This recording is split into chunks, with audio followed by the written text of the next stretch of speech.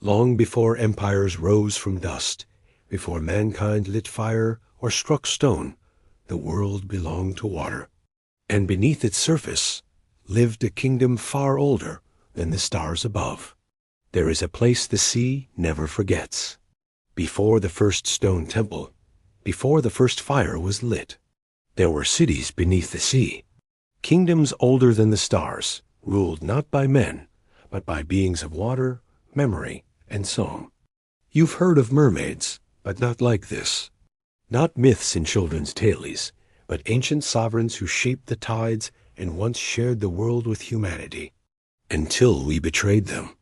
Tonight, let me take you on a voyage not across the sea, but beneath it, into shimmering cities carved from coral and crystal, through trenches where forgotten oracles sleep, and into the heart of a hidden war between memory and fear. Why did the water kingdoms vanish? What happened to the Brynnisuld, those rare humans who breathed the ocean like air? And what if they're not gone at all? In this epic 100,000-character journey, you'll uncover a breathtaking saga of trust, betrayal, and the ancient bond between land and sea. A story that's been buried in the deep, waiting for someone like you to remember. So dim the lights, close your eyes, and listen closely. The sea has a story to tell. Don't forget to subscribe for more mythical, historical, and sleep-inducing epics. And tell us in the comments, have you ever felt the ocean watching you back? If you travel far beyond the horizon, past the deep channels where sunlight dies and silence grows heavy, you may find it. Or rather, it may find you. The sailors who dared such distances whispered of shadowed domes and crystal towers rising from the ocean floor, inhabited by beings with shimmering scales and eyes older than memory. The surface world dismissed it all as legend. But legends are simply truths too old to remember clearly. And the oldest of them all was the story of the drowned realms, ruled by the Icarians, the firstborn of water. Before land had shape and name, the oceans were sentient. The ancient currents carried not just salt and sand, but thought, fluid and formless, like a dream that never ended. It was from these waters that the Icarians were born, not created, but distilled, like moonlight captured in drops of rain. They were not mermaids in the way surface myths tell it, not humans with fishtails. No, the Icarians were creatures of elegance and might. Tall and lean, their forms shifted between solid and liquid, flesh and coral, depending on the tides of the moon. Their skin mirrored the color of the surrounding sea, blue and calm, silver under starlight, deep green in the presence of storms. Their capital city, Lorenthil, lay hidden in the deepest fold of the world's first trench, protected by colossal shells and living walls that pulsed like the breathing of a slumbering leviathan. The city was not built. It was sung into being, shaped by the harmonics of the sea itself. Lorenthil housed the three thrones of depth, the high seats of the water triumvirate. Queen Miralis of the eastern flow, guardian of peace and tide. King Varian of the abyss, keeper of memory and law. The oracle of the current, who never spoke except in riddles, whose face no one had ever seen. But this was an era when the Icarians were not alone. It is said that humans were not always landlocked. In the beginning, the first of humankind, the Naivari, were semi-aquatic nomads who moved freely between shore and sea. They understood the tides not by calendar, but by heartbeat. They spoke with dolphins, navigated by starlight, and revered the ocean as kin rather than master. And for a time, the Icarians watched them from afar, curious. Then something happened that changed everything. A Naivari child was swept into a riptide, too deep for even their best swimmers. Her name was Anira, a dream-eyed girl who often sang lullabies to the moonlit waves. On that fateful day, she did not drown. Instead, she was rescued by Queen Miralis herself, who had never touched a human before. Cradling the child, she sang to her in the old tongue of water, and to her astonishment, Anira responded, not with words, but with tears that glowed like pearls. the queen returned her to shore, and thus began the first bonding. Over generations, the Naivari and the Achairians shared knowledge. The humans learned how to harvest ocean crystal, breathe in shallow depths using kelp vessels, and listen to the pulse of sea creatures. In return, the Achairians learned something they had never known: emotion. You see, the Achairians were beings of logic and flow, of rhythm and order. But the humans brought with them imperfection: laughter, fear, longing, and above all, curiosity. This fascinated and unsettled the waterfolk. There were gatherings, underwater ceremonies, where humans were wrapped in air bubbles woven by Achairian singers. There were marriages between the two races, forming a new lineage, the Brinisold, half-bloods with the ability to walk both land and sea. And it was during this golden age that humanity came to know the truth, that the ocean held living cities, that the sea was aware, and that beneath every tide an ancient history waited. But peace is never eternal. It started with a question. A human philosopher, Gareth of Ilorian, stood before a council of surface kings and asked, if the ocean can think and breathe, can it be conquered? At first, the question was dismissed as madness.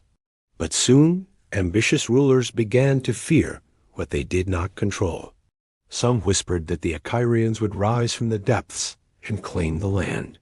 And so, fearing what they could not understand, humans broke the pact. They sent warships disguised as traders.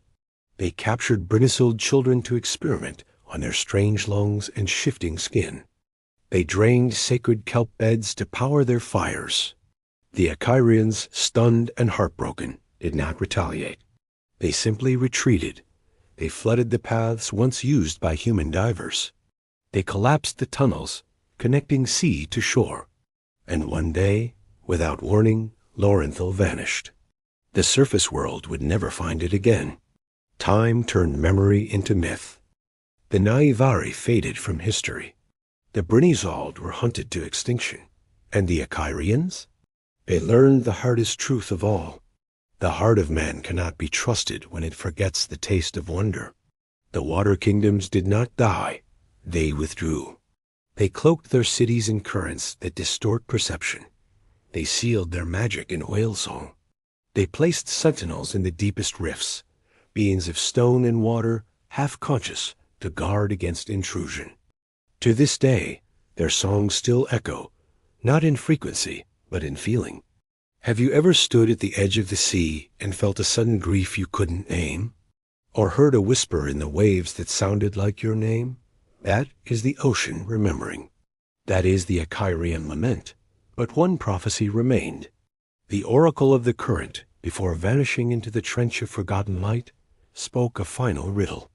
When fire floats and land breathes water, when the broken bloodline finds its voice, then the sea shall rise not to drown, but to heal.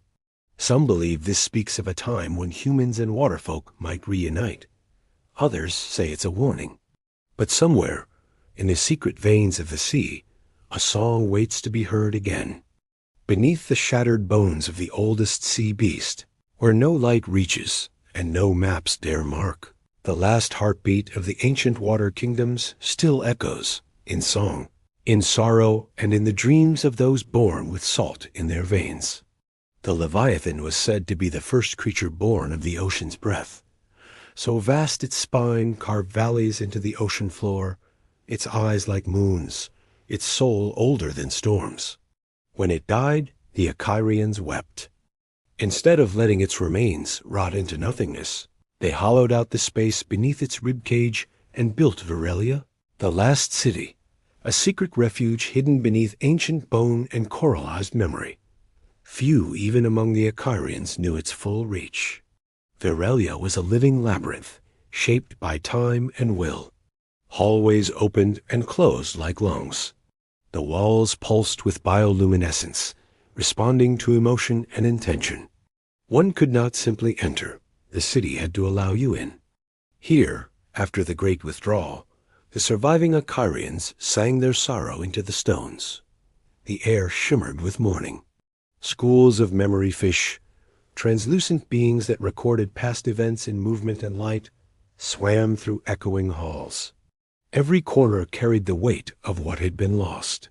But even here, not all was despair. A movement stirred in silence. Chapter 2. The Last Brinisold. Among the refugee lineages were a few half-human descendants, the Brinisold, those cursed and blessed with blood that sang both songs of earth and sea.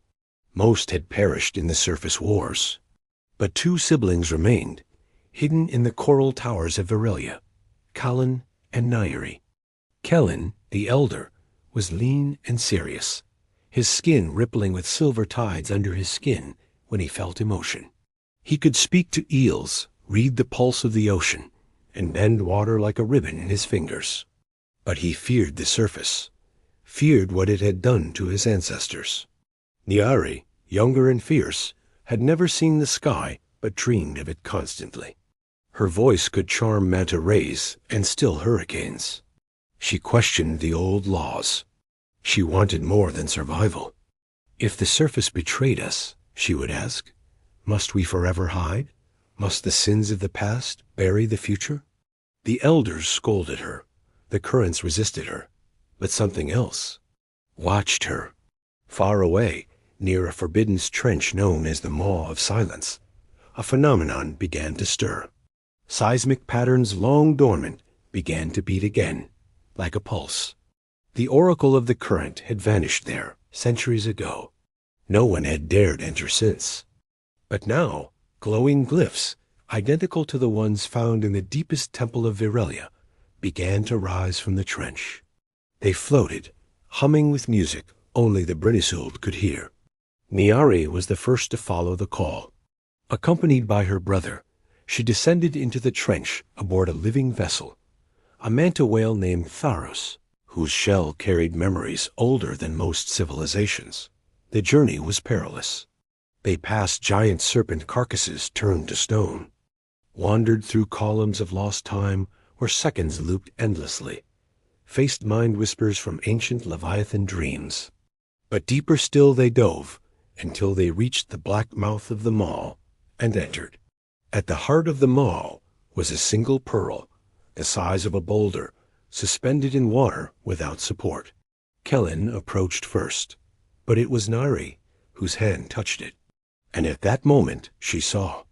Memories poured into her mind like a flood, not hers, but from countless generations of Icarians, Brinisold, even humans. She saw the first pact sealed in moonlight and salt, the betrayals born not of hatred, but of fear. The face of the oracle, not faceless at all, but a being who had chosen to become the pearl, sacrificing form to preserve the ancient truths. Nori collapsed. When she awoke, the glyphs had etched themselves into her skin, living tattoos that pulsed like veins. The oracle's final message now lived within her.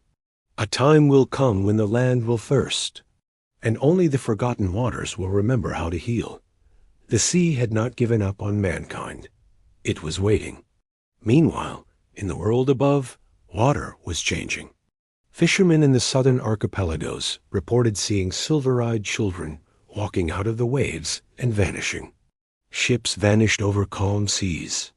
Whirlpools formed in the shapes of spirals, the same spirals that adorned Nairi's skin. A scholar named Elin Moraine, obsessed with the myth of the Icarians, uncovered an ancient conch embedded in a glacier near the ruins of an old Naivari temple. When he blew it, the sea around the ice cracked, not with violence, but with welcome. Elsewhere, governments began to quietly fund underwater expeditions. Some sought resources. Others sought control. But none realized the waters were watching them back. Nari returned from the maw changed, not just in body, but in voice. She could now speak the true tongue, the language used before sound and shape, made of vibration and memory. The council feared her. Kellen tried to protect her, but even he felt the difference. His sister had become something else. A bridge, a living confluence between the old and the possible. She began to gather young Akyrians, half-bloods and outcasts. Not to fight, she said, but to be seen. She had a plan. To restore the broken currents, ancient underwater rivers that once connected the seas of the world. To reawaken the depth sentinels, enormous biomechanical guardians shaped like stingrays that once protected the waterfolk from surface threats. To send a message to the surface world, not of warning, but of invitation. Not all humans forgot, she believed. Some still remember the tide within. As the sea began to stir again, dreams of oceans returned to surface children. Vivid dreams of crystal cities, of breathing underwater, of voices made of wind and wave. And somewhere, in a quiet coastal town, a child named Era awoke from such a dream, with spiral glyphs glowing faintly on her palm. The song was returning. Far beyond the reef palaces of Azurielle, across the shard-lined trench, where light itself grew afraid to enter, there was a place the merfolk rarely spoke of, the Chamber of First Breath. It was not built like the luminous domes of the other water kingdoms. It was older, jagged, ancient. The walls weren't carved. They had formed themselves from a living coral that grew only in complete darkness. No fire burned here. No song echoed. Only silence lived. And this is where the Pact of Tides was first signed, the sacred agreement that once bound the water kingdoms and humans in unity. Long ago, before betrayal, before retreat, before silence, there had been a bond, a sacred one. And that story begins with a human girl named Alira. She was not royalty, not born of priesthood or privilege, just a fisherman's daughter from the fog-wrapped cliffs of Calderon. But Alira had something no one else did, the ability to hear the sea when it whispered. Not the crashing waves or the roar of storms, but the soft, murmuring language underneath. She could sense when a storm would strike, not by the wind, but by the ache in her bones. She walked barefoot along tide pools and understood which creatures had been hurt, which ones were afraid. Some called it madness. Her father called it a gift. One evening, under a silver tide, a song rose from the depths, not sung by any human voice. Alira followed it without fear. That night, the merfolk met her. Her eyes didn't widen in terror. She didn't scream. Instead, she spoke softly. "I've heard you, my whole life." And they answered. The water kingdoms had been watching humans for centuries, long before ships sailed in numbers, before kingdoms expanded inland. They had debated among themselves whether to remain hidden or to guide the landfolk gently. Alira's empathy, her strange tuning with the sea, tipped the scales. In the years that followed, she became the first Brinisul, a bridge between surface and sea. She learned their tongue, their rites, their fears. She witnessed the sacred migrations of sea serpents, the glowing spiral of their moonlight festivals, and even the echo trials, ancient ceremonies where truths were sung into the bones of coral so they could not be forgotten. And in return, she shared knowledge of humans, their hungers, their hopes, their need to know the world around them. With her help, the Pact of Tides was signed in the Chamber of First Breath. It was a fragile trust, but it held, for a time. Not all humans were like Alira. Whispers of the underwater cities reached the wrong ears. A king named Velmaran the Golden, greedy for power and immortality, sent his fleets under false pretenses. He claimed to honor the pact, but he wanted the Heartstone. The Heartstone was not a gem, but a living relic. A giant orb of translucent crystal that pulsed with the memories of the ocean. It could alter tides, summon rain, even calm tempests. Velmaran believed it could make him a god. He sent divers under protection flags, warriors disguised as emissaries, poisoned ink in false treaties. The betrayal was swift, violent. Many merfolk were captured, some dissected. The lagoon of Loran ran red with blood. The water kingdoms retreated, enraged and heartbroken. They closed the paths, collapsed the coral tunnels, and sealed the chamber of first breath. But before they did, Alira did one final act. She sang a song of sorrow so deep, so pure, that it echoed across the oceans. A curse and a promise. We will hide, not in fear, but in mourning. And the sea will forget you, until you learn to remember again. The sea changed after the betrayal. Strange disappearances at sea. Entire fleets lost without a storm. Coral reefs growing in unnatural patterns, blocking ships. Whales washing ashore with mysterious scars, as if clawed by something not from the known world. Some say the merfolk vanished. Others say they became something else. The deep wardens, silent sentinels watching from the trenches. The tide-locked, those who gave up their humanoid forms to become pure current, pure motion, always watching. And the Brinisul line? Said to have vanished, but perhaps in every generation one is born. Someone who feels more peace near water than land. Someone who dreams of cities glowing beneath the waves. Someone who hears the sea whisper. Could that someone be you? Legends say Alira did not die. She transformed, neither fully human nor mere. A spirit of the tides, bound to no realm. It is told that on nights when the moon is lowest and the waves are still, she appears at the edge of the world, singing lullabies in a tongue lost to time. The water kingdoms may be hidden, but they are not gone. They wait, not for surrender, not for apology, but for something deeper, for humans to remember not how to rule the sea, but how to listen to it again. Beneath the stillness of the mid-veil sea, past caverns veined with glowing kelp, and past the ruins of drowned temples, lies something very few surface dwellers, or even merfolk, have ever seen: the coral archives. They are not made of scrolls or stone tablets. No, the merfolk do not write with ink or quill. Their history is sung, and the coral remembers. Giant reef towers, grown over millennia, ripple faintly with color and sound. When touched by a Brinisul or an echo keeper, they hum with the memories of ages. Emotions, not just words, sorrow, triumph, warning, all alive within the coral. But even coral has limits. And in the age of silence, something dark was growing in its song. Many believed the coral archives held only past wisdom, not prophecy.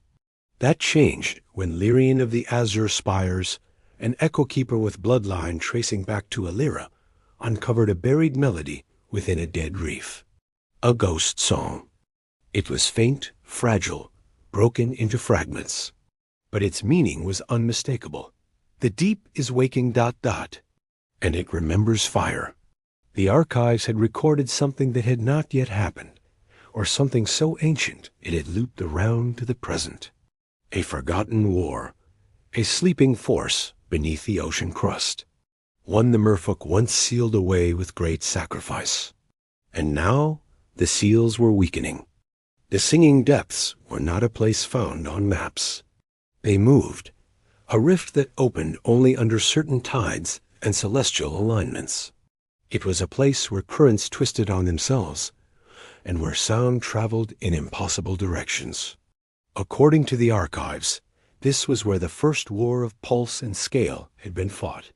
A war not between merfolk and humans, but between those of the current and the Tidephalin, creatures born of forgotten abysses, fueled by rage, corruption, and hunger. The merfolk had won that war, but not without cost. Whole cities were silenced. Coral forests burned in liquid fire. The Heartstone itself had cracked and wept. And worst of all, the Brinisul line had nearly ended, until Alira sang the final seal, a melody so pure it shattered time within the rift. It trapped the Tidephalin in an eternal loop of forgetting. But now, as Lyrian decoded more of the coral, it was clear. The loop was unraveling. Something or someone was disturbing the old flows. Lyrian's investigation led him to a startling discovery: human drilling rigs on the ocean floor. giant steel arms piercing deep into the crust in search of minerals. They had unknowingly drilled near the edge of the ancient rift. The vibrations had shaken loose the harmony of the seal. And worse, they had drawn attention. Not all merfolk had stayed loyal to Illyria's vision. Some believed the surface world deserved punishment. A splinter sect, known as the Gravemar Tithe, had begun sabotaging coral sanctuaries and amplifying the breach, hoping the Tidiphalin would return and finish what they started. A civil war among the merfolk was brewing. The war of the singing depths begins. The tides grew erratic. Whirlpools appeared in regions that had been calm for centuries. Whole pods of whales went mad, beaching themselves in mournful nasses. The coral archives began to decay in places, their memory songs corrupted. And then, one night under a blood-colored moon, the rift opened. The first Tidiphalin emerged, a creature of ink and agony, pulsing with the cries of drowned sailors. It didn't swim. It moved through water like fire through paper. The merfolk army, known as the Aquaran Guard, engaged at the edge of silence, the trench just beyond the old spire of Illyria. Singing weapons were activated. Coral harps sounded. Sea serpents bound in old packs joined the fight. But for every Tidiphalin struck down, two more emerged. Lyrian, now leader of the United Kingdoms, made a desperate decision. He dove into the archives and summoned what remained of Illyria's melody, a fractured song, barely held together by memory and grief. He could not sing it alone. The original song had been written for two voices, Illyria's and the Heartstone's, but the Heartstone had gone silent after the betrayal. Or so they thought. As Lyrian and the merfolk prepared for the final battle, something stirred within the shard-lined trench. A heartbeat. Not a sound, but a feeling. Across the oceans, those attuned to the sea paused. Human children near shores woke from sleep, dreaming of glowing cities. Dolphins sang in unnatural harmonies. The coral began to pulse again, and from deep within the dark, the Heartstone rose. Cracked, yes, dimmer than before, but alive, and waiting for a voice. Lyrian could only offer part of the song. The other half had to come from a Brinisoul, a soul born of both sea and land. But none remained, or did they? Far above, in the surface world, a woman named Maris had grown up with dreams she couldn't explain. She spoke to the sea. She heard songs in the rain. Her ancestors were forgotten, her heritage obscured, but her blood was not. She was Illyria's descendant, and the sea had started calling her name. High above the waves, in a mist-shrouded coastal town called Greyhollow, a young woman named Maris Avonlea lived in quiet contradiction.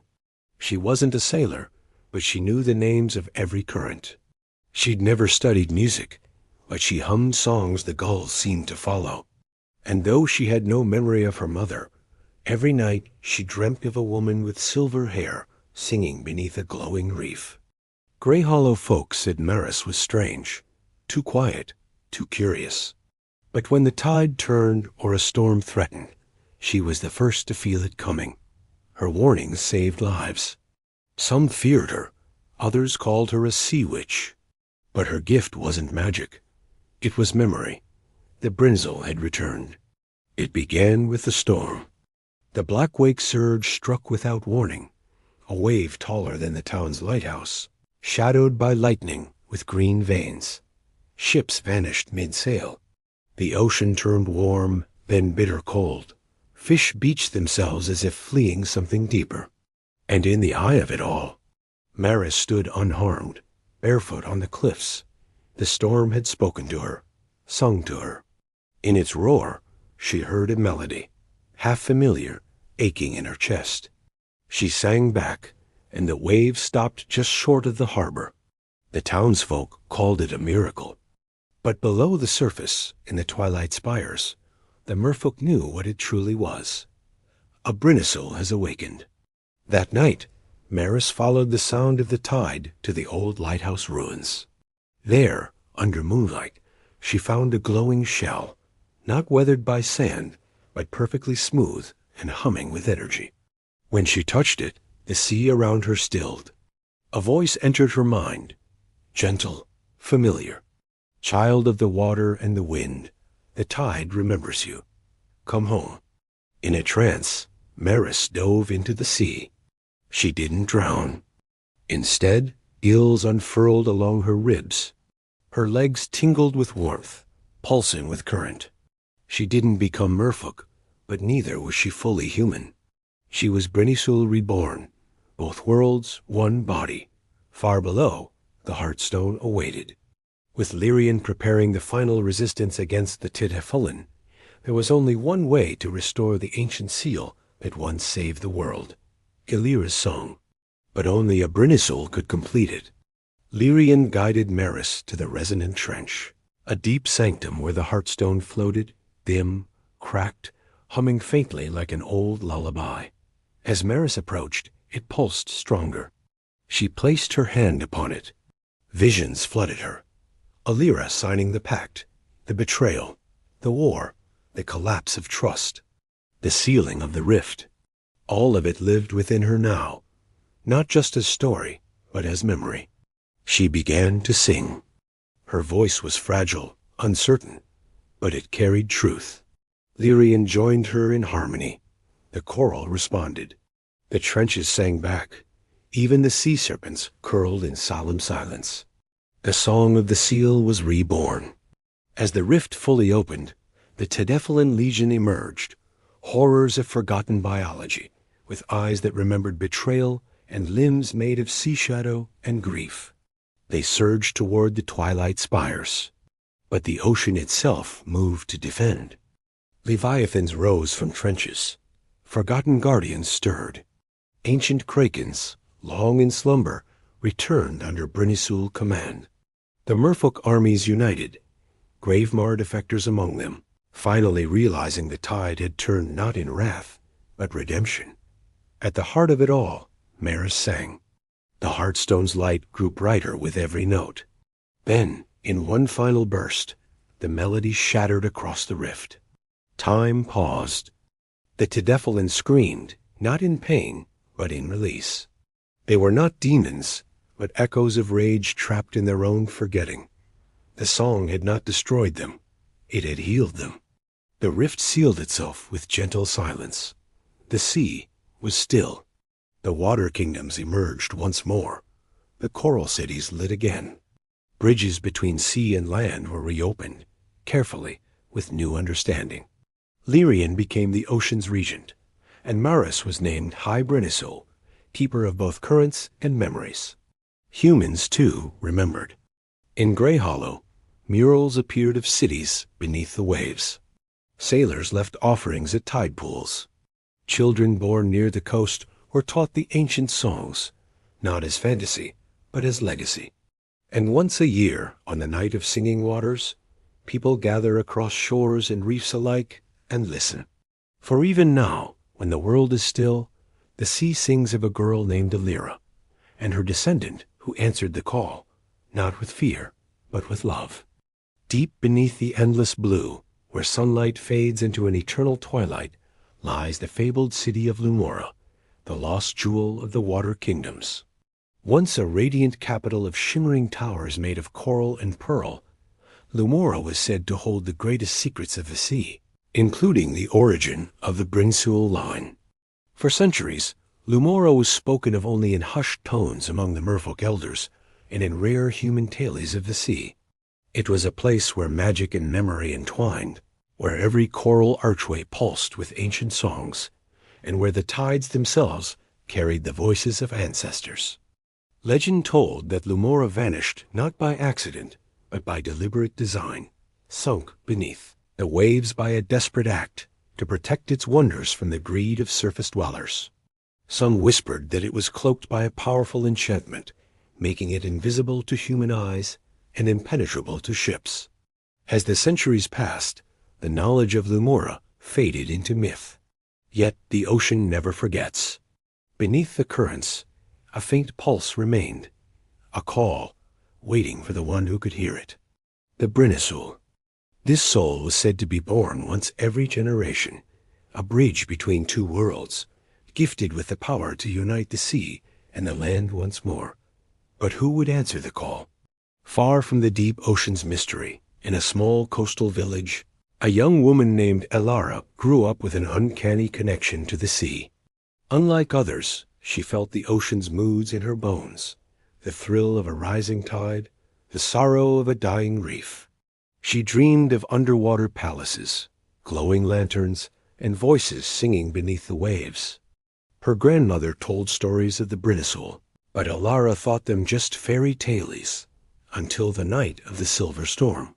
During this fierce tempest, a strange light appeared beneath the waves, beckoning Elara.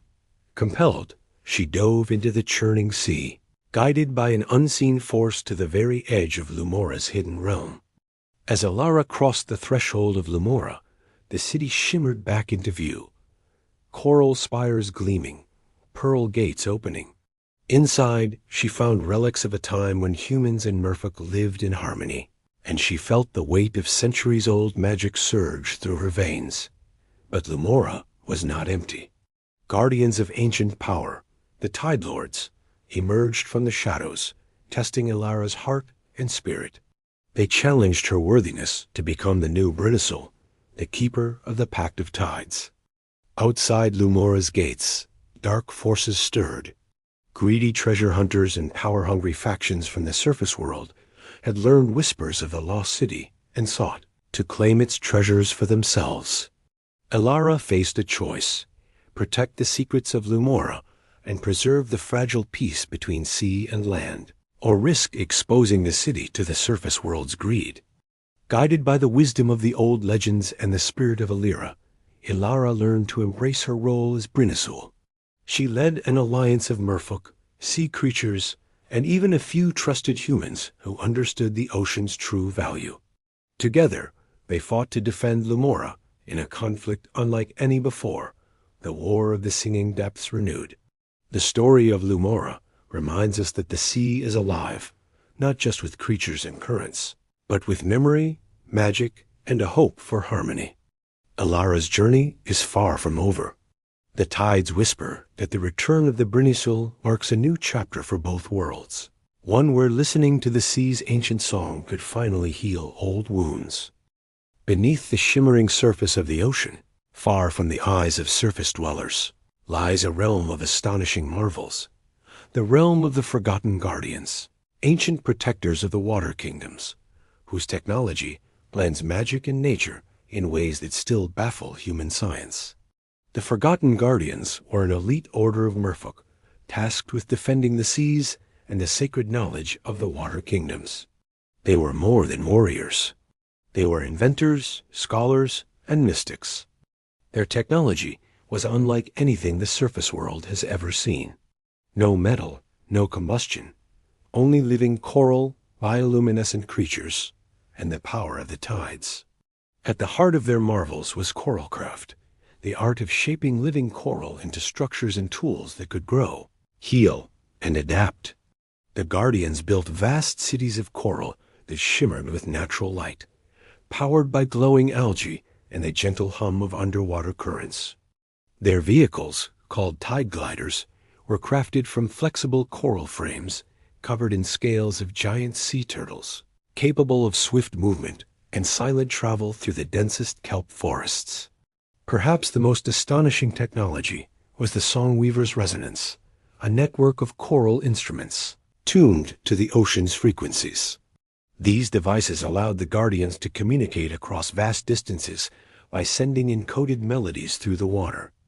Each note could carry a message, summon creatures, or even manipulate the environment, from calming storms to shifting currents. The Guardians used the songweaver's resonance to coordinate defense against threats, to warn communities of dangers, and to preserve the ocean's memory in the living coral archives. They also used it to foster harmony, weaving songs that encouraged growth in coral reefs, guided migrations of sea creatures, and even soothed the restless spirits of the deep. Another marvel was the crystal lens, a translucent orb carved from the heartstone, capable of revealing hidden truths. By gazing into the lens, a guardian could see into other realms, glimpses of the future tides, echoes of past battles, or the true nature of beings both friend and foe. The lens was a sacred tool, entrusted only to the highest ranks among the guardians, including the Brinisul. After the betrayal by the surface kingdoms, much of this technology was lost or hidden. The guardians went underground, retreating into the deepest trenches, where they maintained their vigilance but limited contact with humans. Only fragments of their knowledge remain, whispered in legends, glimpsed in strange artifacts recovered from shipwrecks, or sensed in the mysterious phenomena of the ocean. With Alara's return as Brinisul, there is hope that the secrets of the forgotten guardians may be rediscovered. The song weaver's melodies stir once more. The tide gliders glide silently beneath moonlit waves, and the crystal lens pulses faintly with ancient light. The sea remembers Dot, and so must we. Deep within the sprawling coral labyrinths of Azurielle, in the heart of the water kingdoms, lies the Coral Archives, a vast, living library that holds the accumulated wisdom, history, and prophecies of countless generations of merfolk and sea beings. Unlike any surface library, this archive is not made of paper or stone, but of coral, song, and memory, intertwining the past, present, and future in an eternal dance beneath the waves. The Coral Archives are more than a repository of knowledge. They are alive. The corals grow and change with the tides, each branch a verse of history, every swirl a melody of ancient lore. The merfolk who serve as archivists are called memory keepers, beings with the rare gift to read and interpret the coral's subtle shifts and the songs embedded within its structure. When a memory keeper approaches the archive, they place their hand gently on the coral wall. A soft bioluminescent glow spreads beneath their palm, and whispers of ancient voices fill their minds, memories not their own, but accessible through the living coral. Among the many secrets held within the Coral Archives is a prophecy known only as the Tidebound Prophecy. It speaks of a time when the seas will stir with great upheaval, when the bonds between land and ocean will be tested once more, and when a chosen soul will rise to heal the rift and restore harmony. The prophecy is cryptic, told in riddles sung by the coral during rare lunar alignments, interpreted differently by each generation of memory keepers. But the core message remains clear. The fate of the water kingdoms and humanity are intertwined, and the future depends on an awakening, not just of power, but of understanding. Alara, the last known Brinisul, holds the key to this awakening. Her connection to both the human and merfolk worlds allows her to navigate the complexities of the prophecy. She spends long hours within the Coral Archives, guided by memory keepers who teach her to listen not just with her ears, but with her heart and spirit. Through her journey, Alara learns that the prophecy warns of three pivotal trials. The trial of shadows, facing the darkness born from betrayal and fear that lurks beneath both sea and land. The trial of currents, navigating the turbulent forces of change that threaten to tear worlds apart. The trial of echoes, listening to the ancient voices and forgotten truths that must be remembered to heal the wounds of the past. Each trial tests more than physical strength. It demands courage, wisdom, and sacrifice. The trial of shadows forces Alara to confront painful memories and the lingering distrust between merfolk and humans. It requires her to face those among her own kind who still harbor resentment and those on land who seek to exploit the seas. The trial of currents brings political unrest, environmental shifts, and the rise of new threats, both above and below the waterline. It challenges alliances and tests the resilience of the water kingdoms. The trial of echoes calls Alara to uncover hidden histories, forgotten treaties, lost artifacts, and voices silenced by time. It is a call to bridge divides and bring long-buried truths to light. During her exploration, Alara discovers an ancient artifact hidden within the deepest chamber of the archives, the Coral Key. This object, shaped like a delicate spiral shell, holds the power to unlock hidden chambers within the archive itself and to reveal the full text of the tidebound prophecy. But the key is also a test. It reacts only to one who carries the true spirit of the Brinisul, someone who embodies both compassion and courage. When Elara touches the key, a surge of visions floods her mind. Images of vast ocean storms, glowing cities beneath the waves, humans and merfolk united in celebration, and looming shadows threatening to consume it all. Armed with the full prophecy, Elara knows her path will be perilous. The choices she makes could change the fate of both worlds forever. Will she be able to unite the divided water kingdoms? Can she convince humans to honor the ancient pact? And what sacrifices must she make to fulfill the prophecy's promise? The coral archives hold many answers, but the most crucial truth is this. True harmony is not about dominance or control, but about balance, respect, and understanding. Though the water kingdoms and the prophecy may seem distant and mythical, their story holds a mirror to our own world. As we face environmental crises, political conflicts, and cultural divides, the lessons from the tidebound prophecy urge us to remember, to listen deeply beyond words, to honor ancient wisdom and the voices often forgotten, to embrace change not with fear, but with courage, and to recognize that our futures, human and nature, are forever intertwined. Beneath the shimmering surface where sunlight fades into the inky depths, the water kingdoms once again faced a storm not just of nature, but of war.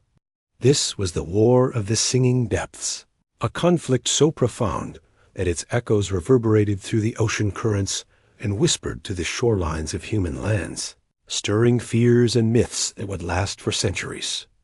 At the center of this conflict lay the Coral Heart, an enormous living coral formation said to be the very soul of the water kingdoms. It pulsed with vibrant life, glowing with colors unseen by human eyes. The Coral Heart was more than a physical entity. It was a source of balance, power, and connection. Through it, the water kingdoms communicated, healed, and maintained the delicate equilibrium of the ocean's energies. Legend said the Coral Heart had been a gift from the earliest sea gods, a beacon of unity that kept the realms of water and land in harmony. Though the water kingdoms had survived centuries of secrecy and isolation after the betrayal by humans, tensions had been simmering beneath the surface. A faction within the merfolk, known as the Storm Guard, believed that isolation was no longer an option. They argued that the sea must rise and reclaim what humans had taken: the coasts, the seas, the very air. Their leader, High Commander Velisher, was a fierce and ambitious warrior, convinced that war was the only path to survival. Opposing them were the Tidekeepers, protectors of the old pact and advocates of peace, led by Ilaria, the current Brinisul, who had risen in the wake of Elara. She sought to heal old wounds and preserve the fragile peace that remained. The Coral Heart became a symbol and a prize. To control, it meant to command the forces of the ocean itself. The war was not fought with swords and arrows alone, but with the primal forces of the sea. Stormguard warriors called upon tempests, summoning raging whirlpools and lightning storms that could tear through the toughest ships. Their battle songs stirred sea beasts, giant squids, leviathans, and creatures from the darkest trenches to join their cause. The Tidekeepers, in turn, wielded the gentle but formidable magic of the tides, calming currents, healing waters, and the power to create vast protective barriers of coral and kelp. They moved with grace, using strategy and knowledge passed down through generations. Unbeknownst to many in both realms, some humans had caught wind of the war beneath the waves. A secret order of scholars and sailors, known as the Order of the Deep, had long studied the myths and sought the truth behind the water kingdoms. Among them was Captain Miriam Hayes, a daring explorer obsessed with finding the Coral Heart. She believed that its power could save the world from ecological collapse, but also feared it falling into the wrong hands. Captain Hayes's ship, the Sea Seraph, skirted the battle zones, witnessing glimpses of the ocean's fury and the merfolk's power. Her presence complicated matters. The storm guard saw humans as pawns to be manipulated, while the tidekeepers hoped for an alliance. As the war escalated, it became clear that the coral heart held more than elemental power. Deep within its glowing chambers lay the echo chamber, a space where memories of all the oceans past were recorded in living coral. Here, truths were preserved about the origin of the water kingdoms, the ancient gods, and the original pact with humanity. It was said that the one who could truly understand the echo chamber could control not only the sea, but the very flow of time beneath the waves. The final battle for the coral heart was imminent. High Commander Velasher marshaled his fiercest warriors for a direct assault, determined to shatter the tidekeepers and seize the heart's power. Ilaria, standing at the vanguard of her people, knew that brute force would not be enough. She needed a new way, a way to remind both sides of what had been lost and what could be saved. With Captain Hayes at her side, they devised a plan to unlock the true magic of the coral heart, to awaken the ancient song that bound sea and land, a melody long forgotten, but capable of healing the deepest wounds. On the night of the great lunar eclipse, when the seas were calm and the moon hid its face, Ilaria entered the coral heart's echo chamber. Supported by the memory keepers and Captain Hayes's knowledge of ancient human chants, she began the song of reconciliation. The melody spread through the ocean, touching every reef and trench. It reached the storm guard warriors, who paused in their fury, hearing the echoes of a time when merfolk and humans danced under the same stars. The coral heart pulsed brighter than ever, sending waves of peace and understanding across the sea.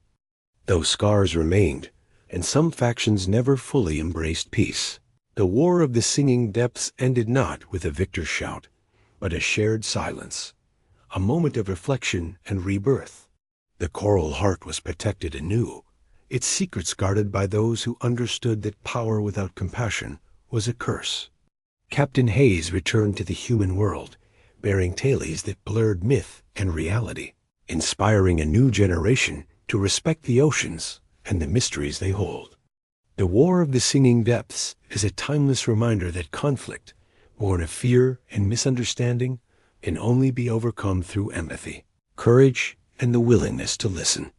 In our own world, where divisions and environmental crises threaten our future, the story calls us to remember that true strength lies in unity and respect, between cultures, between humans and nature, and between the past and the future.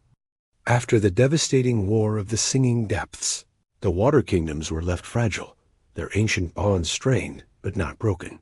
The coral heart had been protected, its magic preserved by those who understood the delicate balance between power and responsibility. Yet, as the ocean's surface calmed, new ripples of mystery stirred beneath the waves, whispers of lost realms and forgotten guardians who watched silently from the shadowy depths. Far beyond the familiar territories of Azurielle and the known water kingdoms, past the Mariana abyssal veil and into waters so deep that sunlight never reached, lay the forgotten seas.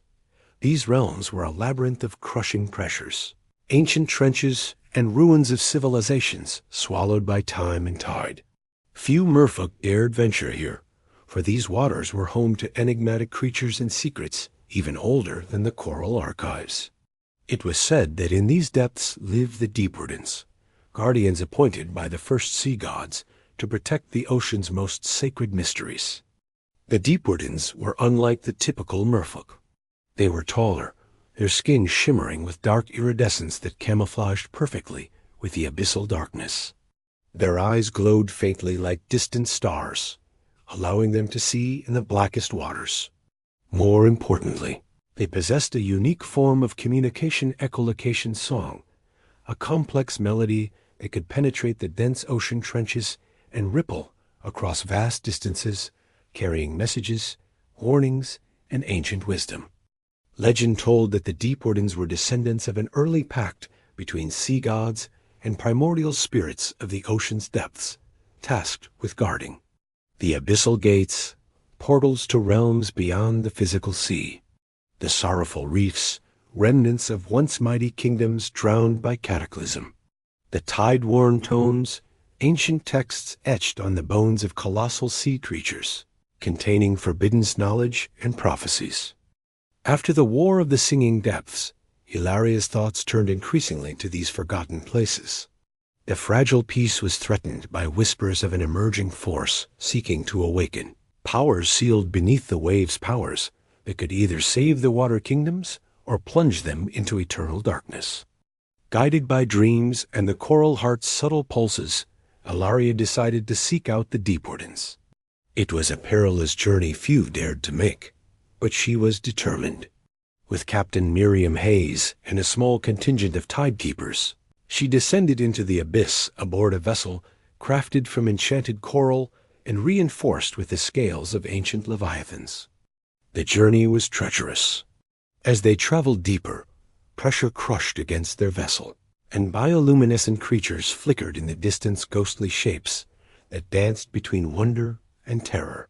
Strange currents tugged unpredictably, and eerie songs drifted through the water, disorienting the crew. At one point, they encountered the Whispering Maw, a massive underwater chasm where the ocean seemed to breathe, inhaling and exhaling in slow, thunderous waves. It was said that those who entered without respect risked being swallowed by madness or lost to the realm of shadows. Alara sang the ancient lullabies she had learned in the coral archives, calming them all and allowing their passage. It was a test one of many that proved their worthiness to the deep wardens. Finally, they reached the Ebon spires, towering columns of black coral surrounded by swirling mists and shadowy currents. Here, the deep wardens awaited, emerging silently from the darkness. The leader, a figure known as Kalithra the Echoing, approached with measured grace. Her voice, when she spoke, was like the rolling tides, full of ancient power and quiet authority. She revealed that the rising force threatening the seas was connected to a forbidden ritual known as the Song of Unmaking, a melody capable of unraveling the very fabric of oceanic life, returning the seas to primordial chaos. The Song of Unmaking was a curse born from the betrayal of the ancient pact, its notes encoded in the bones of dead leviathans and whispered by vengeful spirits trapped in the deep trenches. If sung by those with corrupted hearts, it could undo the balance of the coral heart and unleash destructive storms, sink islands, and erase the memories preserved in the tide-worn tomes. The ritual was feared even by the gods themselves, and had been sealed away by the first deep wardens using the celestial chords, a set of harmonies that could counteract the unmaking melody. Kalithra warned Alara that the only way to prevent catastrophe was to reunite the lost, celestial chords scattered across the forgotten seas, and to awaken the sleeping guardians buried within the tide-worn tomes.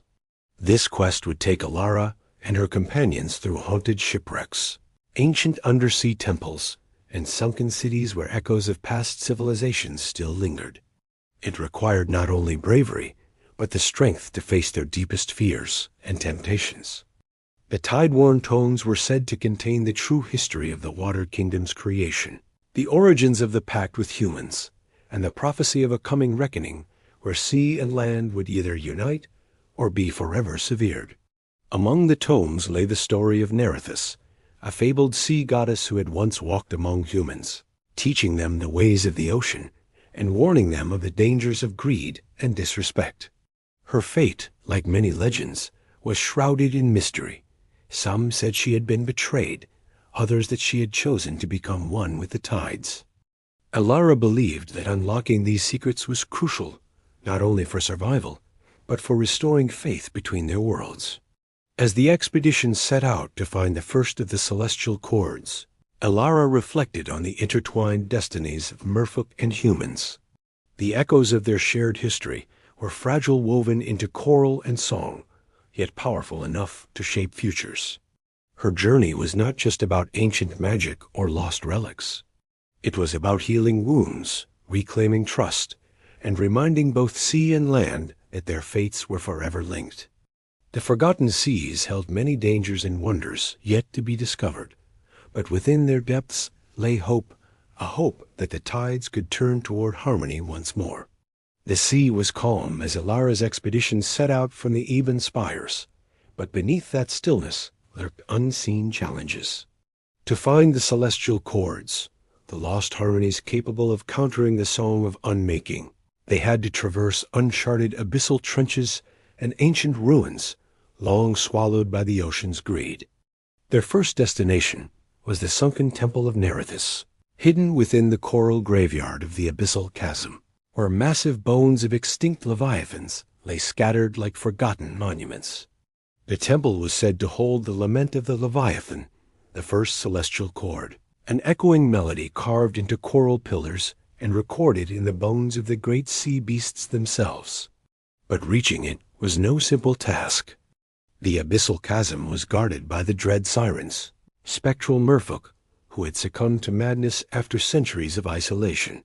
Their songs lured unwary travelers to their doom, dragging them down into endless darkness. Ilara knew they had to resist temptation, both physical and spiritual, to reach the temple. She instructed her crew in ancient breathing techniques to withstand the sirens' calls and fortified their minds with the coral heart's protective light.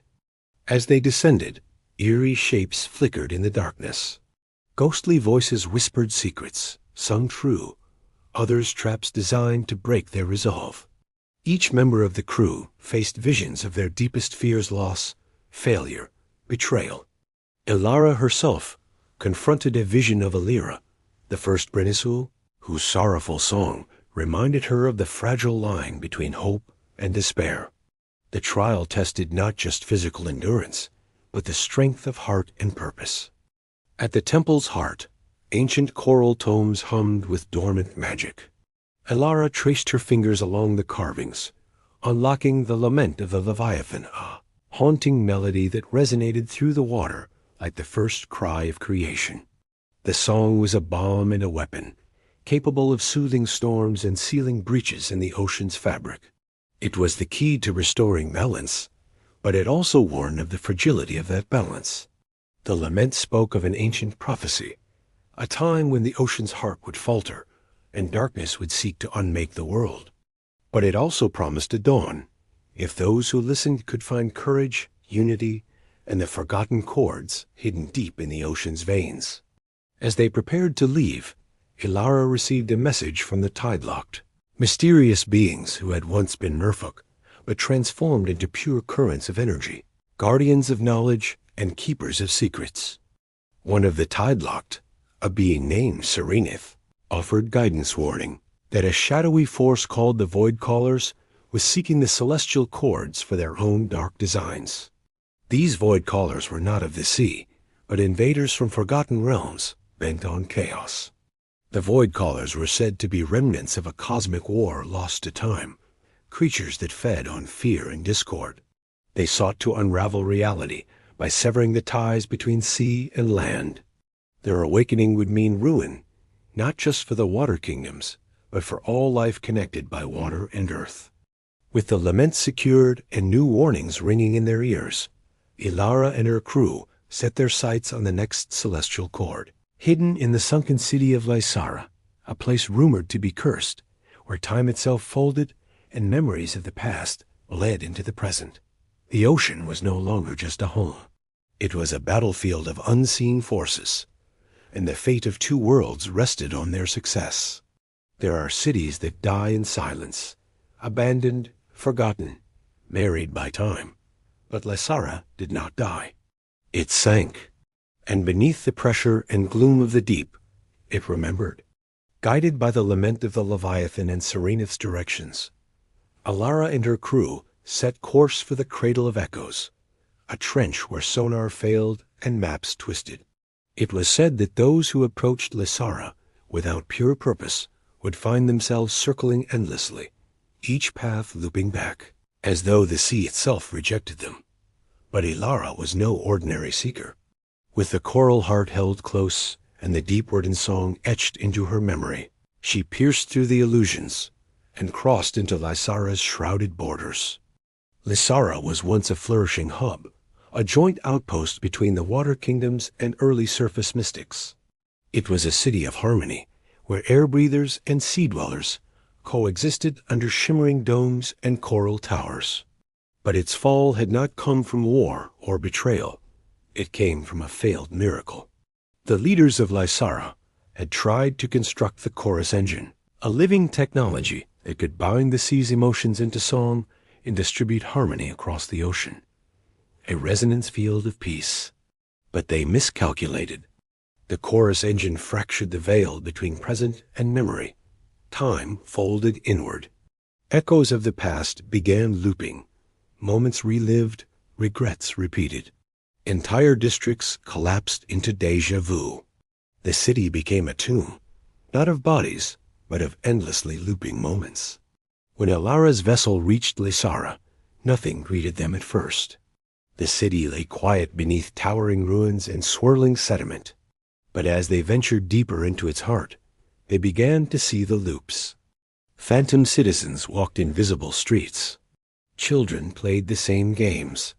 Couples repeated whispered confessions. Priests blessed empty altars again and again. "This city is not dead," whispered Miriam. "It's haunted by its own heartbeat." And at the center of it all, beneath the once glorious chorale spire, rested the second celestial chord, the refrain of remembrance. The refrain was unlike the lament. Where the lament mourned what was lost, the refrain remembered what was once whole. To hear it was to feel the unity of purpose, the bond between sea and land before corruption took root. It awakened longing for harmony, for reconciliation, for belonging. But to obtain it, Elara had to confront her own echoes.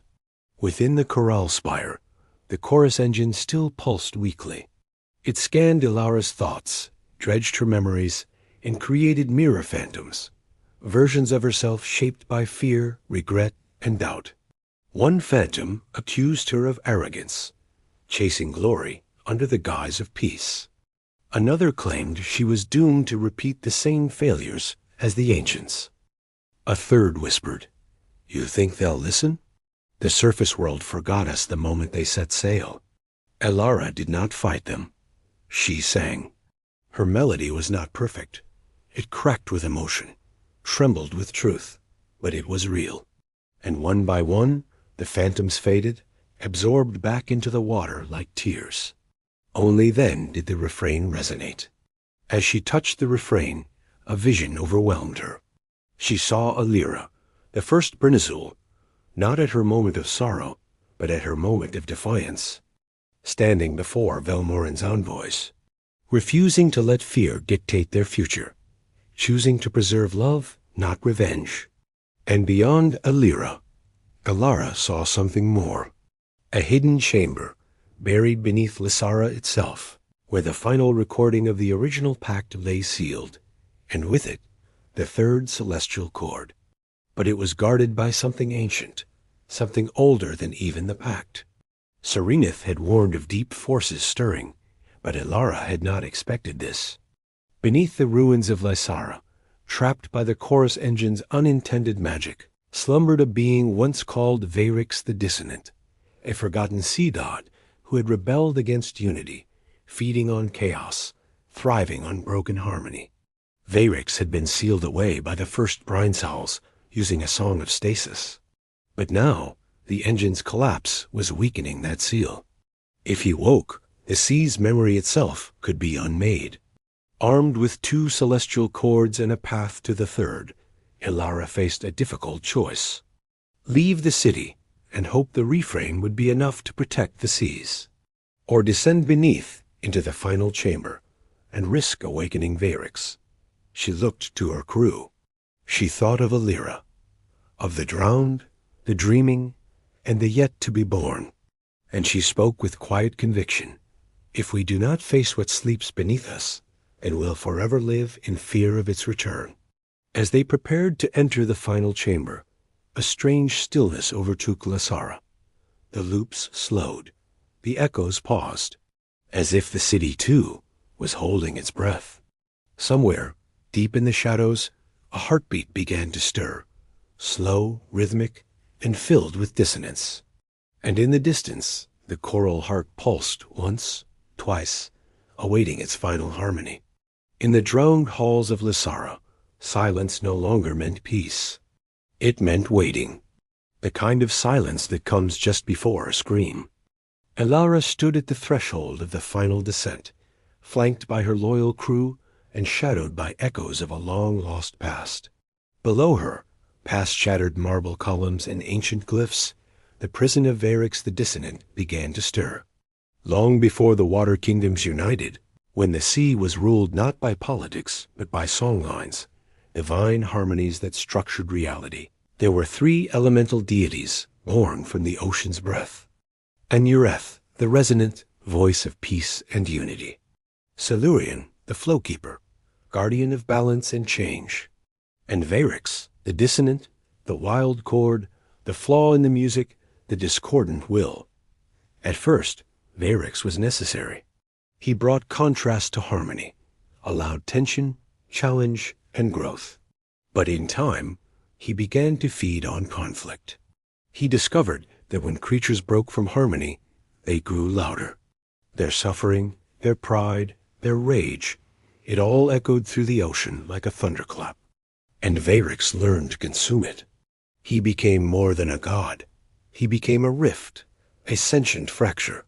And when the first pact was signed between sea and surface, he rebelled. It took the combined voices of Anureth's priests, Silurian's dancers, and Alira the Bridisol to trap him beneath Lysara, using the Corral Seal, a prison built of resonance and memory. But seals fade, and the chorus engine's collapse had fractured his cage. Illyra's steps echoed into the depths, swallowed by the cold. Her crew lit the path with resonant flares, choral light tuned to the chords. Strange mosaics lined the walls, depictions of merfolk with gaping mouths, their eyes full of madness, their songs warped into spirals of agony. Each step downward pulled at the soul. Memories surged, not just hers, but those of others. Echoes from lifetimes she had never lived. She saw a sailor begging forgiveness from the waves, a Deepwarden failing to protect a sacred reef, a child, her crying on the shores after losing her mother. Varix's prison fed on memory, on unresolved pain, and it was awakening.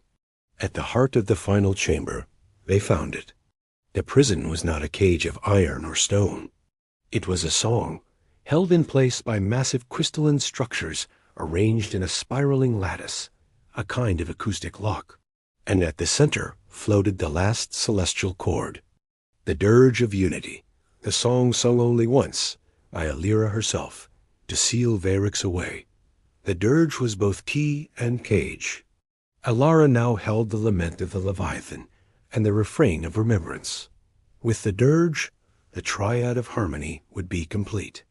But there was a choice. Use the dirge to rebuild the cage and reseal Varix for another 1,000 years. Or use the triad to attempt the impossible, to heal Varix, to convert discord into harmony, to end the cycle. You want to tame a god? Miriam whispered. He feeds on suffering. He'll never change. Alara looked to the sleeping storm of Varix's form, a massive swirling silhouette, like a kraken made of shadow and echo, suspended in stasis. Maybe he won't, she said, but if I don't try, I'll only be continuing the song of fear. As Alara approached the dirge, the chamber shuddered. The lattice groaned. Varix's eye, a single vast shimmering void, opened. A voice entered her mind, not as words, but as emotion. You remember me. You brought them here again, to silence me. Alara responded not with speech, but with song. She sang the lament, mourning all that had been lost, not just the sea's pain, but Varix's exile. She sang the refrain, remembering the unity before betrayal. Even the discord had once belonged. And then, slowly, she began to sing the dirge. But something strange happened. The dirge did not silence Varix. It changed him. The ocean trembled. The triad of chords became a resonance unlike anything ever heard. Neither joy nor sorrow, but a perfect acknowledgment of all things. And Varix responded. The monstrous shape began to unravel, not in destruction, in transformation. His form became fluid song-like, his edges softening. He did not shrink, but his presence shifted from consuming to participating. For the first time in eons, the dissonance sang with the others. I was not born to destroy. His voice echoed across the chamber. I was the question in the harmony. I only turned cruel because none dared answer me. Ilara knelt, overwhelmed. The celestial chords, no longer artifacts, now merged, forming a harmonic nexus, a living melody capable of reshaping water, air, even memory itself. And the sea changed. Word spread fast across the hidden ocean paths. The Deepwardens felt the tide shift. For the first time, their burdens lightened. The tide-locked began to dream again. Surface sailors, once cursed by strange currents, found the waves guiding them home. And above all, the water kingdom stirred from hiding, not because they were no longer afraid, but because someone had finally answered the question that Discord had always asked. Can you hear me and still choose to love me? Ilara returned to the surface, not just a Brinisul, but something greater.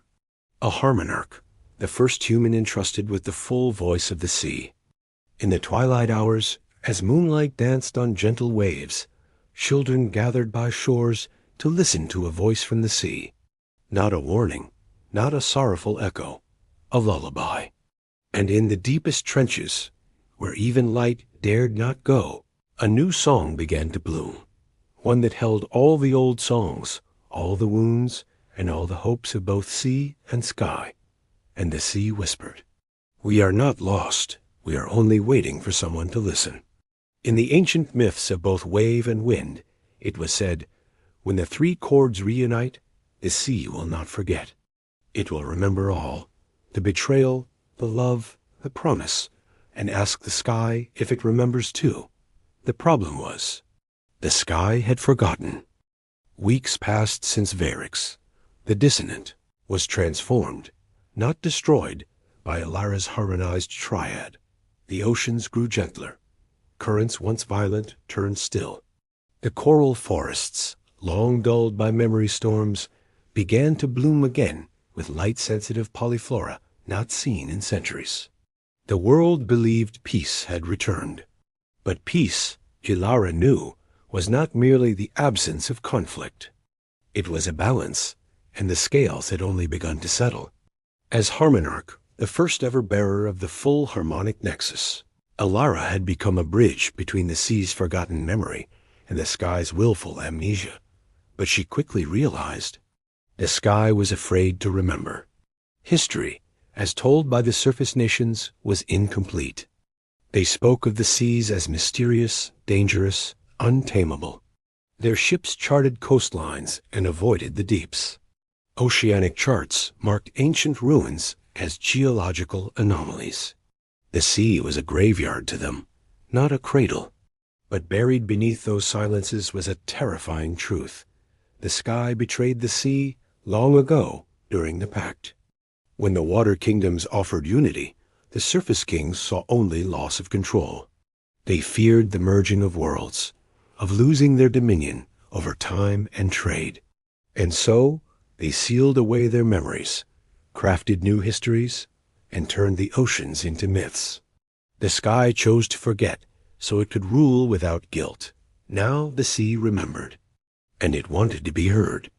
Ilara's first act as Harmonarch was to convene the convocation of the tides, a meeting unseen for millennia, where surface emissaries and water-bound sovereigns would come together again. It took weeks to convince the deep houses of the water kingdoms, even longer to persuade the skeptical island states of the surface. Old wounds bled easily, even under calm waters. The meeting was held at Ithrinus, an ancient floating city built on the bones of a sunken star whale, halfway between surface and trench. Air and water mixed in its great halls, with translators humming between bubbles and words. Elara stood between them, guild nobility to her left, air breathers to her right, and held out the harmonic nexus. "You may not remember," she said, "but the sea forgave you. Will you now forgive yourselves?" Silence followed. And then, conflict. Not all surface leaders welcomed this return to memory. Lord Castellan of the Northern Aerate League stood and pointed at the nexus. "We call that artifact a weapon. You've awakened a god, and now demand trust? What if he turns again?" A deep-wording replied coldly, "He turned because you broke the pact." Murmurs turned to accusations. The hall trembled. The sky, in its pride, still feared the sea's emotion. The sea, in its pain, distrusted the sky's logic. It was Elara's nightmare unfolding, the harmony she had risked, everything to restore now faltering before ancient stubbornness. And then, someone unexpected stood. A young archivist from the Skybound Academy. A student. She spoke gently. "If the ocean has remembered for us, then the least we can do is listen. Maybe history isn't something we inherit. Maybe it's something we choose to carry forward, together." The hall quieted. In the days that followed, Elara opened the tide-locked archives to surface scholars for the first time. They studied ancient recordings of the First Pact, the deep histories of the Brinisul lineage, and holograms of the chorus engine's intended use. But they also found something darker. Beneath Lysara's ruins, locked in a sunken subchamber, was a recording sealed in memory coral, a confession by one of the original surface kings.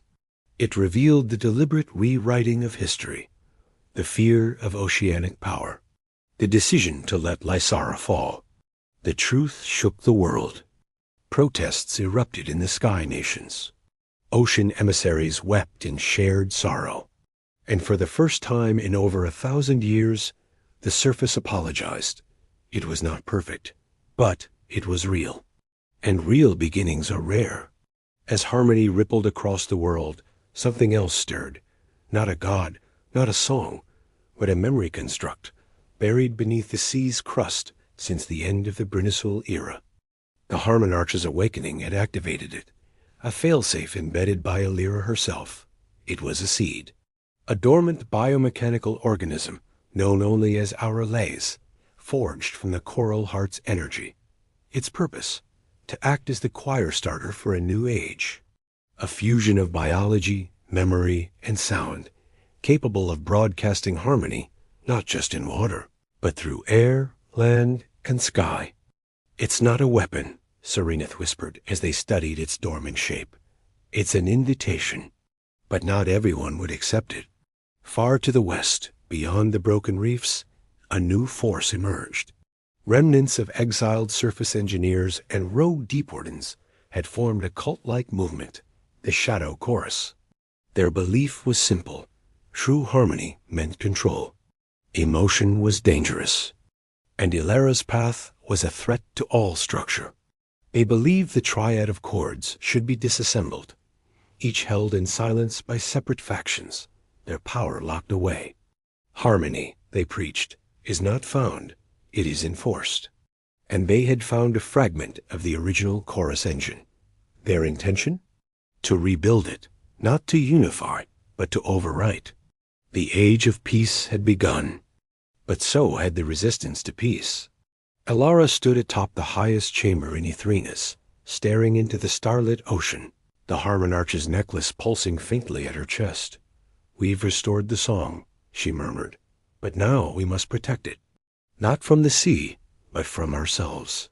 Beneath her, Aurelius pulsed once. The sea remembered. The sky was learning. But something in between, human, imperfect, ambitious, now stirred. And as always, the sea listened. When you tune an instrument too tightly, the strings break. When you leave them too loose, no sound comes. But there are those who fear the song itself, and so they destroy the instrument. This was the creed of the Shadow Chorus. They did not march with banners or trumpet war. They moved like silence, unnoticed, unremembered, deadly. and they had begun to rewrite the melody of the world. The birth of silence. They called themselves the custodians of pure order. Once scholars, engineers, former archivists, all exiled from both sea and surface for challenging the emotive foundation of harmony. To them, the rebirth of the triad, the sea chord, the sky chord, and the forgotten chord, was not a miracle. It was a mistake. Emotion was unpredictable. Peace built on it was volatile. The harmonarch was, in their words, a liability wrapped in sentiment. They believed the world needed not freedom of feeling, but the certainty of control. They had discovered a shard, a corrupted splinter of the original chorus engine once believed to be destroyed in the War of the Singing Depths. They called it the null key. Unlike the triad, which required resonance, harmony between hearts, the null key operated on perfect dissonance. It fed not on feeling, but on the absence of it. Cold logic, precision, a frequency so flat, so pure, it erased emotional resonance from anything it touched. Tested in secret on ocean flora, it muted bioluminescence in coral. On sea creatures, it suppressed communication and instinct. On archived memory coral, it burned entire songs from existence, with no record they'd ever existed. If activated globally, the null key could do something far more dangerous. Silence the triad itself, the return of Vayrix, or something worse. Deep in the trench of echoes, Vayrix's reformed body floated, no longer the raging dissonant, but a vessel of reflection. His transformation by Alara had not erased him. It had awakened him. He was learning, healing, remembering who he once was, before betrayal twisted him. But silence carries shadows. The shadow chorus found his weakened form. They didn't kill him. They didn't need to. They simply amplified his doubts. Using shards of the null key, they whispered not words, but suggestions, not thoughts, but absences. Vayrix, the former dissonant, began to forget who he was, what Alara did, why he changed, and the rage, once stilled, began to stir again. As the sea and sky basked in their newfound connection, subtle fractures began to spread. Nothing catastrophic at first. Ships guided by sea currents began drifting off course. Migratory sea dragons no longer followed harmonic patterns. Deep archive lights dimmed unpredictably. Alara noticed the shift. She called it the cracking. She and Serenith tracked its source to 3 separate locations, key resonance points that had once served the chorus engine in its original balanced state. All 3 had been compromised. Each site bore the signature of null harmony, absolute silence. Songs recorded in memory coral were gone. Echoes left by the first Brinisul had vanished. Even the legendary voice of Lysara, a living library of song-encoded data, had ceased to sing. The shadow chorus wasn't just silencing history. They were unmaking it. Faced with mounting anomalies, Alara sought guidance from the last living remnant of Illyra's direct lineage, Orion, a half-Brinisul hermit who lived in the silent forests of Ether Reef. Orion taught her a forgotten truth. Harmony is not a singular song, Alara. It is 2 voices choosing to remain in tune, even when the world changes key. Together, they revived an ancient technique, twin harmony resonance, where 2 separate wielders of the triad could bind their frequencies, creating a layered harmony that resisted even null interference. But to bind the triad twice, someone else had to carry part of it. Alara turned to the one she trusted most, Serenith. The bond between Alara and Serenith had been unspoken, steady, enduring, but never named. Now it had to be sung. To bind the triad together, each bearer had to pour not just memory into it, but vulnerability. They stood inside the crystalline chamber of Ithrinus, surrounded by humming archives and memories of sea and sky. "If I share this with you," Alara whispered, "you'll hear my truths. All of them, even the ones I've buried. Serenith took her hand.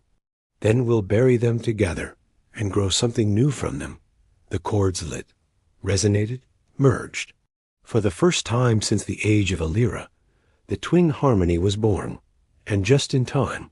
The assault on memory. The shadow chorus, sensing the activation, launched their final plan. Using a reconstructed null engine, they aimed to strike the core archive of Maraisan depths, the oldest living memory vault in the sea. If erased, all records of the original pact would vanish. Harmony itself would become myth again. Alara and Serenith, bearing the twin triad, dove into the depths, faster than thought, riding pulse currents and whale chords until they reached Maraisan's trembling gates. They were too late. The null engine had already begun to sing. But instead of silence, they heard something strange. A melody. One they hadn't taught it. Vayrix's voice. Not rage. Not vengeance. But sorrow. He remembered. The whisper of Alara's song. The ache of betrayal. The warmth of his final moment of peace. And in a single act of defiance, he turned on his handlers. He destroyed the null engine with the last of his energy. And then he was gone. Truly this time, the cost of harmony. Peace returned, but it was different now. No longer naive. No longer blind. The world had seen what silence could do. How it did not bring peace, but numbness. Alara and Serenith, now joint harmonarchs, didn't promise perfection. Only presence. Listening. Evolution. A new age began, not ruled by the sea, nor the sky, but guided by resonance between them. And in the quiet, somewhere deep beneath coral and memory and myth, a voice sang. Not of sorrow, not of war, but of becoming. Legends tell of those who still walk the shore, hearts drawn to water, who dream of cities glowing beneath the waves, who hear faint hums when the tide turns. Perhaps you are one of them. Perhaps you, too, carry the resonance. So ask yourself, not what song you want the world to sing, but what song you are brave enough to sing with it, even if your voice trembles, even if no one else joins it first, because the sea will always remember. And now, so does the sky. The past was a song, the present, a fragile chord, but the future would be a symphony no one had dared to write. Until now. Beneath the trembling vaults of Maraisan, after the null engine had fallen, the ocean exhaled, as if it had held its breath for centuries. The war for memory had ended, but a new melody was beginning to rise, one born not of grief nor revenge, but potential. The luminous anomaly. 2 moon cycles after Vayrix's final sacrifice, the sea began to shimmer in places long thought barren, not with bioluminescence, but something purer, more precise, as if meaning itself had taken on color. The deep tide currents carried glyph waves, language encoded in light, unreadable to even the archive corals. Entire walls of the sea shimmered with unfamiliar patterns. The mare scholars were mystified. The sky wardens sent envoys from their floating observatories. And in the ruins of the once-lost Azurielle's chamber, a pulse was detected, one that matched neither sea nor sky, but something beyond. Curiosity Loop 1. What is the Azurielle's pulse? Hidden for 10,000 tides beneath the spiral abyss, the Azurielle's chamber had been a myth, a theoretical creation of the first hybrid civilizations. Legend said it was neither coral nor cloud, but a structure composed of both. Living frequency encased in crystalline memory. Its purpose? To seed the next evolution of harmony, not between species, but between realities. The glyph waves, when decoded through the twin triad, formed a map, a pathway to the song beyond silence. A universal harmonic so vast it could unify not just sea and sky, but the hidden realms that had been lost to time. ... and perhaps even to death.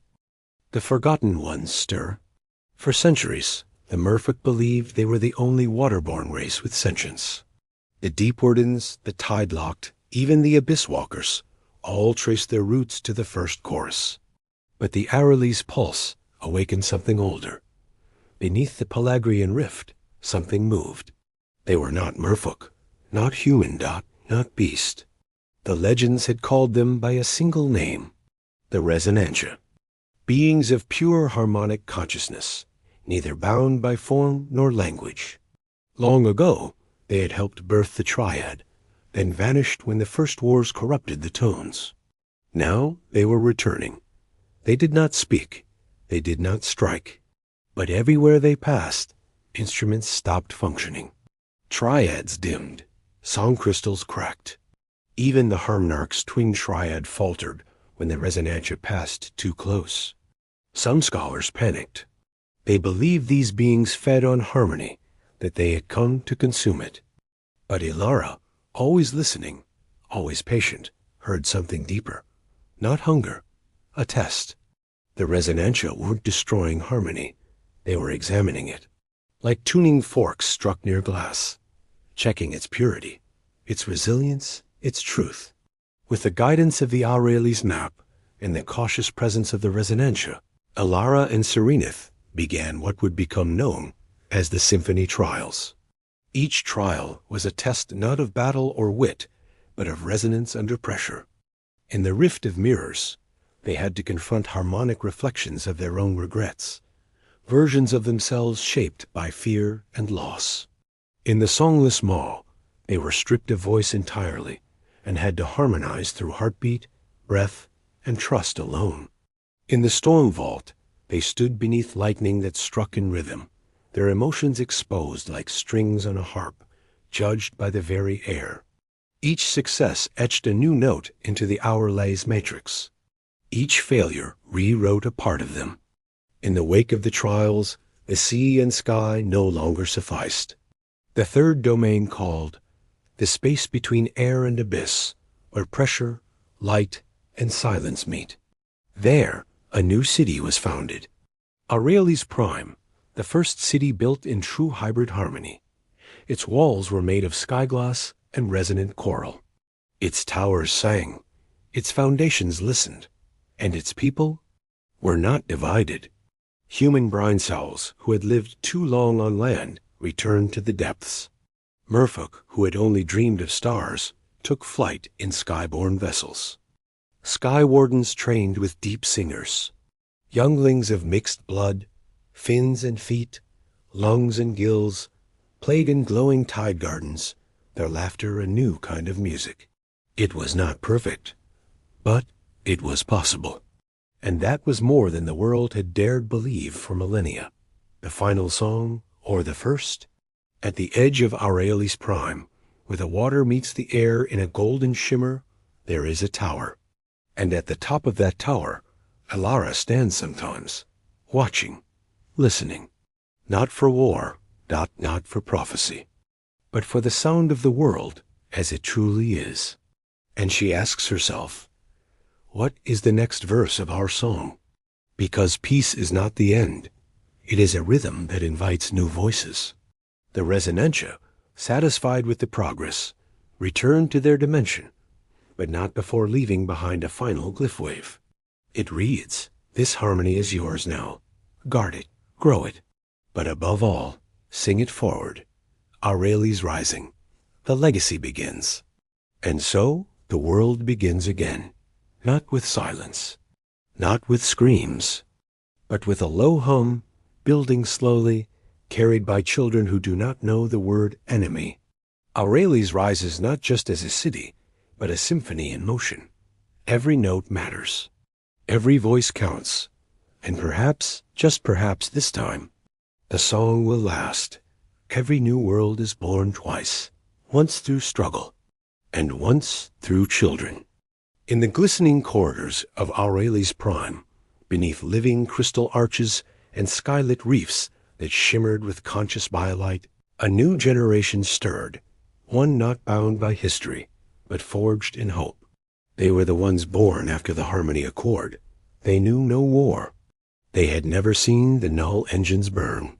They did not remember the Rift Wars, the silence of the deep, or the betrayal at Loran. But within their veins swam a mystery, something ancient and unprecedented. They were the first of a lineage that had only existed in prophecy and song, the Shoreborn. To the eye, they were not so different from their kin. Some bore fins, others had feet. Some breathed water, others air. But all carried the third tone, a harmonic thread that resonated outside known frequency. A tone not found in nature or machine, but inside the living field of unity seated by the resonantia. The Shoreborn could do things no one could explain. A girl named Leora, barely 7, could calm raging sea storms with a whisper. A boy named Tevan could move water through song alone, shaping it into mirrors that reflected possible futures. Twins born to a Brinisul mother and a Sky Warden father could hear each other's thoughts across great distances, not in words, but in music. None of this was taught. It simply ... was. These weren't powers. They were inheritances, the living result of millennia finally syncing together in harmony. The harmonic bloom. At the center of Azurielle's prime, a phenomenon began to unfold. Once dormant, the Azurielle's heartstone began to pulse again, this time in tune with the Shoreborn. Every laugh, every dream, every song they created, it was recorded in the heartstone, not as memory, but as growth. New coral spires rose. Light behaved differently around them. Animals once thought extinct returned to the bays. The very city responded to them, like a garden drawn to the sun. The scholars called this effect the harmonic bloom, but others feared it, because every gift has a cost. With the rise of the Shoreborn came a thinning of the veil. In the far trenches, those dark canyons where resonance once feared to travel, new anomalies appeared. Rips in the songlines, places where light bent backwards and echoes arrived before the sound. Old sea creatures, long since mythologized, began to stir again. The slumbering leviaths, serpents that once guarded the tombs of the resonantia. The tone-eaters, invisible things that fed on disharmony and shadowed the edges of joy. And worse still, fragments of the broken triad began reactivating corrupted instruments from the ancient war, seeking a lost frequency, one that only the Shoreborn seemed able to produce. Not everyone welcomed this evolution. Some elders called for limits. Others, in hushed tones, warned of the chord fall, an old prophecy that claimed, when one voice holds all tones, the song will begin to unravel. In the Hall of Frequencies, an emergency council was called. Alara, now older, quieter, but still the Brinisul of balance, stood before the gathered leaders. "We are witnessing not a threat," she said, her voice as calm as the tide before a moonrise, but a question from the universe itself. And like any question, it deserves to be listened to, not silenced. Still, precautions were taken. The Shoreborn were not caged, but gathered, brought together in a floating institute called the Tideward Conservatory, where harmony and curiosity were nurtured in equal measure. There, under crystalline domes and sound-reactive tides, they learned how to balance silence with song, how to sense a fracture in resonance, how to speak in multiple emotional frequencies at once, a language not of grammar, but of presence. They were not trained as soldiers. They were raised as weavers, composers of the next human merfolk era. And in the deep quiet of the conservatory, a plan began to form. Not to defend, not to attack, but to explore. The call beyond the sea. In the midnight current, when the sea was dark and still, the heartstone lit up with a pulse no one had seen before. It did not originate from land, nor from the depths. It came from beyond the known ocean, past the celestial shelf, across the no-current zone, from a place long believed empty. The glyph wave translated only a single phrase, "Sing us home." And then silence. The Shoreborn, gathered in dream state, all heard it.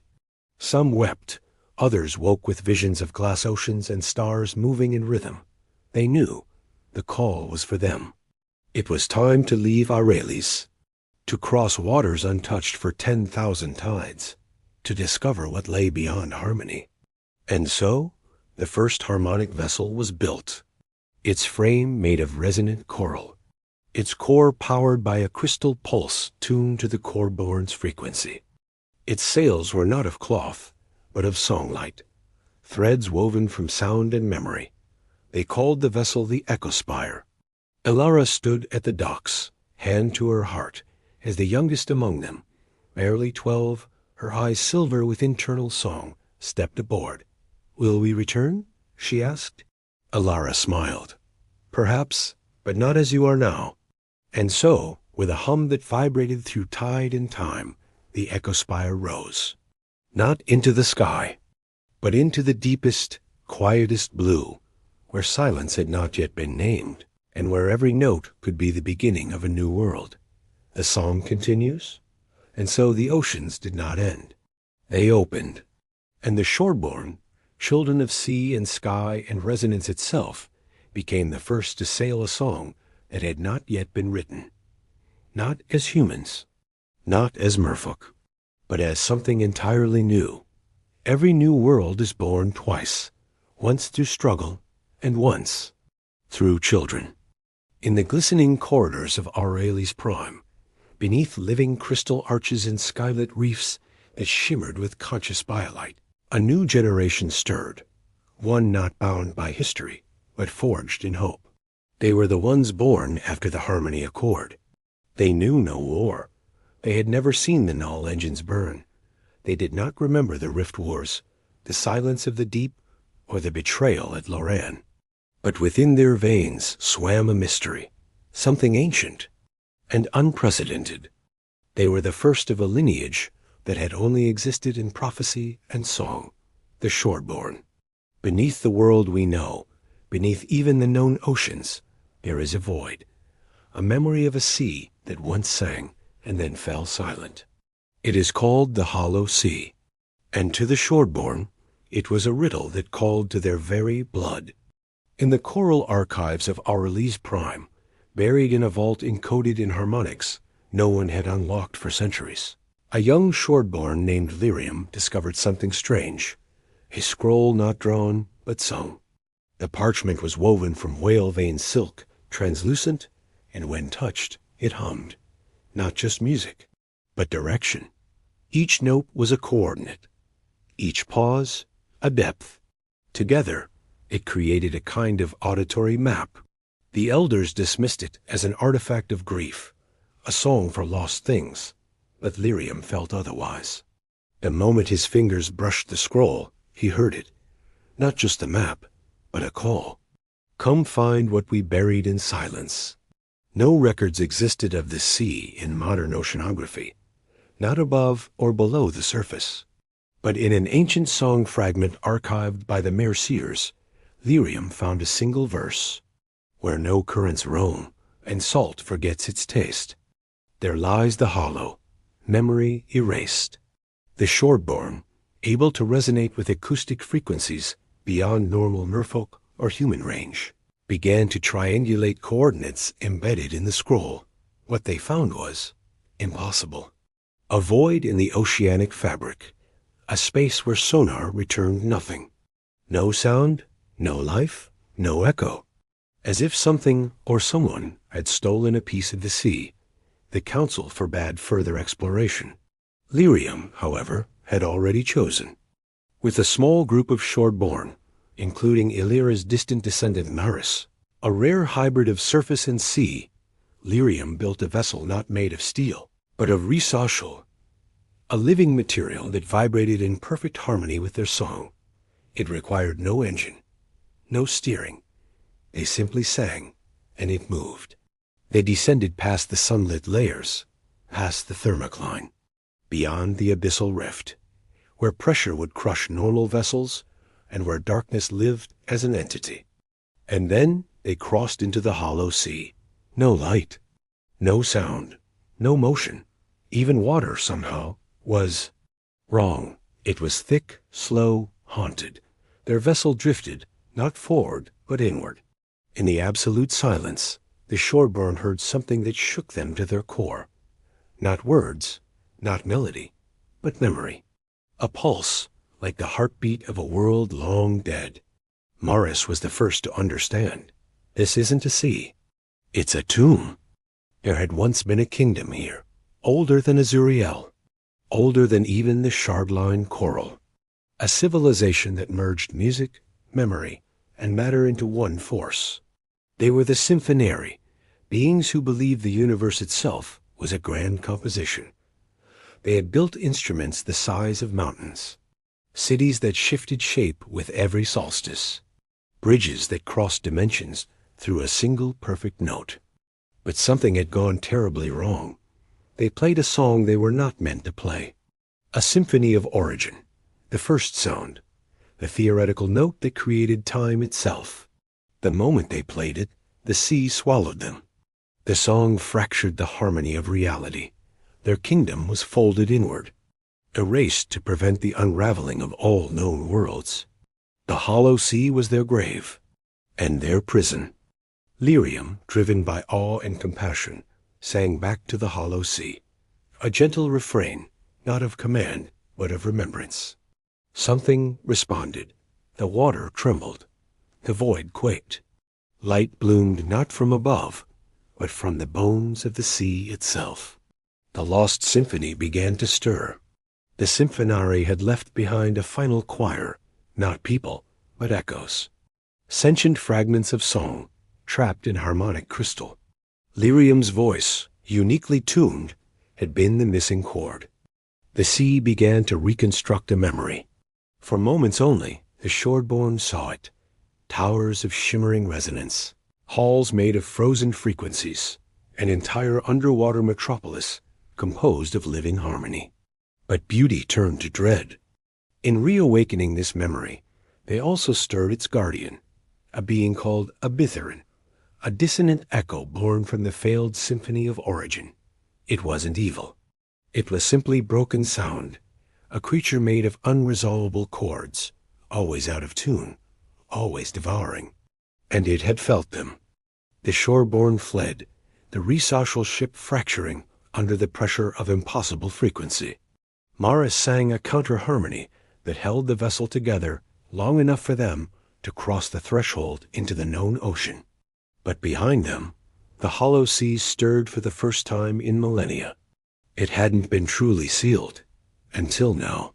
With the help of the ancient Aliran sigils, deep language glyphs carved into bone and sung into coral, the shoreborn reclosed the threshold. But not before a final gift emerged. A shard of the lost symphony, a crystal that could replay not just music, but moments.